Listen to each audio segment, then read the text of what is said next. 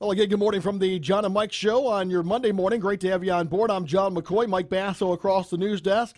Also joining us is Jeff Easterling. Jeff is our Director of Digital Media here at Texarkana Radio, and he's actually helped get us in contact with Brian Henry. That'll be Captain Brian Henry with the Arkansas Side Fire Department. He and Gary Carter were firefighters involved in the Backdraft one day last week, as a matter of fact. And, wow, what can we say? Brian, we say good morning, sir. Good morning. And, listen, we appreciate you coming on the radio to tell us a little bit about the experience. As Jeff knows, the video has gone viral all over the place. It's had a tremendous amount of hits. I tell you what, you were working on last Wednesday night, is that right? Yes, sir. And tell us what it's like there at the fire station. And it's just routine on a Wednesday evening there at the fire station. Well, the call came in after hours, so it was when we were in bed, and so the tones wake us up to open our radio so we can hear the information. Then we responded to the fire, and we were the second unit there, but we used our hose off our truck to fight the fire. How many guys on the crew on your truck when you go out? There's normally 3 people per truck. Okay, and you guys responded to the 2000 block of Pearl Street, is that right? Yes, sir. And tell us what happened as you pull up to the scene, what you see and what transpires. So when we pulled up, there was heavy smoke and flame coming from the attic and eaves of the house, and not nearly as much as you'd expect coming from the first floor of the house, the living area. So, it was obvious the fire was on the rear of the house. So we make entry from the front. The downtown crew on truck 1 were the first people to make entry, and they carried the hose back to the seat of the fire. And me and myself and Gary Carter were backing them up. And just as we had made it inside the house is when the backdraft happened. So I had just walked in the door when it happened. Now we've all seen the movie Backdraft. Why don't you tell us what that's about? As far as what happened as you entered through the door, tell us what a backdraft is. Essentially, a backdraft is when superheated atmosphere has burned all the oxygen out of an area. And so the fire goes out because fire needs oxygen to burn. So it's still hot enough to burn, though, and a lot of fuel. So when you add that element that's missing, the oxygen, it all catches fire at the same time, and fire makes things expand. So there's just not enough room in a building or a room that is in backdraft condition. So as soon as you give it a good source of oxygen, it's going to take advantage of it and expand beyond the confines of that building. Well, Captain Henry, the video is just spectacular.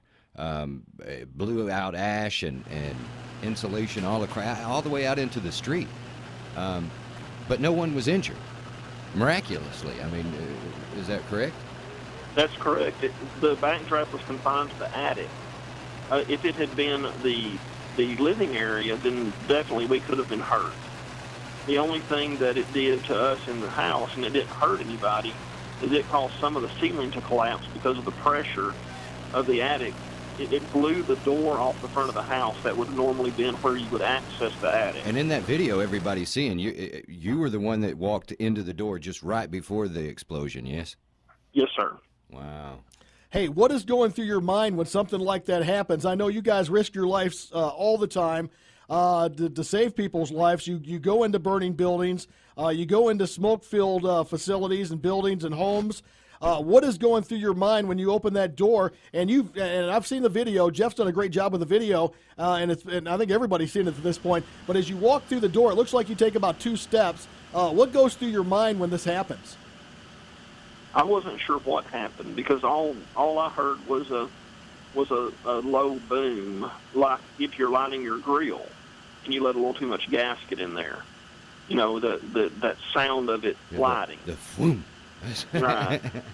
So then when the ceiling started falling, which it wasn't heavy, just ceiling covering, I went outside to see what happened. That's when I saw that the access door had been blown off the house, and that the insulation had been spread all across the yard and across the street. Could you actually feel the pressure of the explosion through your body as you walked in? I mean, it blew the door off the hinges right behind you. Not that I recall. I don't recall feeling anything, just hearing and of course there was a lot going on because there was ceiling falling, paper and or sheetrock, this room you're talking about. So there was a lot of noise that distracted me. That's a big testament to just how good the equipment that you guys need for this job and how much it'll protect you. Yes, sir, that's right. We might also make mention there was a lady and her infant child in the home. Is that right? They were out long before we got there. We were informed as we were leaving the station that they were already clear of the home. And you guys were able to bring the blaze under control after that. Is that right? That's correct. It was as far as the first level of the house, it was confined to the laundry room on the rear of the house. It's just all of the smoke and flames were going in the wall and straight into the attic. You really don't think of house fires in the summertime because, we use heating devices during the winter and things like that. Are there less house fires during the summer than versus maybe the winter months in our area? I'm not sure. I'm not sure about the statistics on that.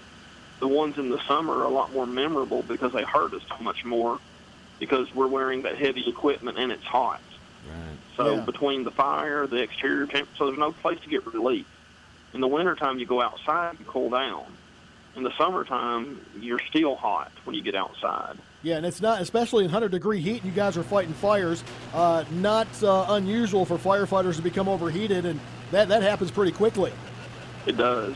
Now, I know the fire marshal, too, real quick, the investigation's underway, but am I correct that there were no utilities hooked up to the home at the time? That's what I was told. Okay.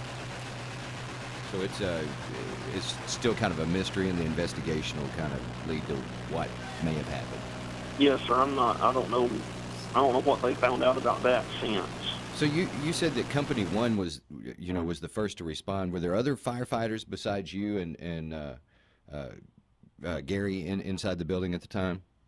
No, it was just me and Gary, and the laundry room is actually off the back porch. So the firefighters on truck 1, I believe it was Jim Wall and Patrick Allen, were actually outside on the back of the house, spraying water into and making entry into the laundry room. So me and Gary were actually the only ones inside the house. They were under the back porch, on the back. When you guys get back to the fire station and you really assess what happens and you reflect, what goes through your mind?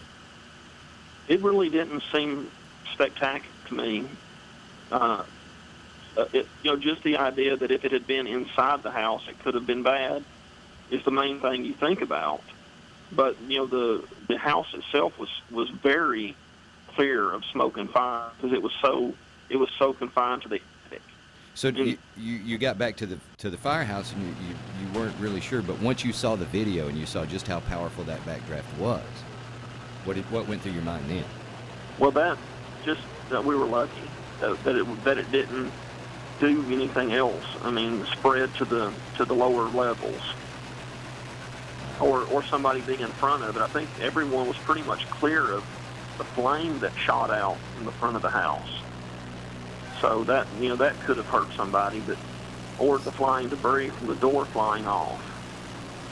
I'm pretty sure I'm thinking right now that it was Fred Gamble that got the video for KSLA, that they were on the scene at the fire. So it's just a miracle that nobody was injured, because that stuff blew out way past the trucks.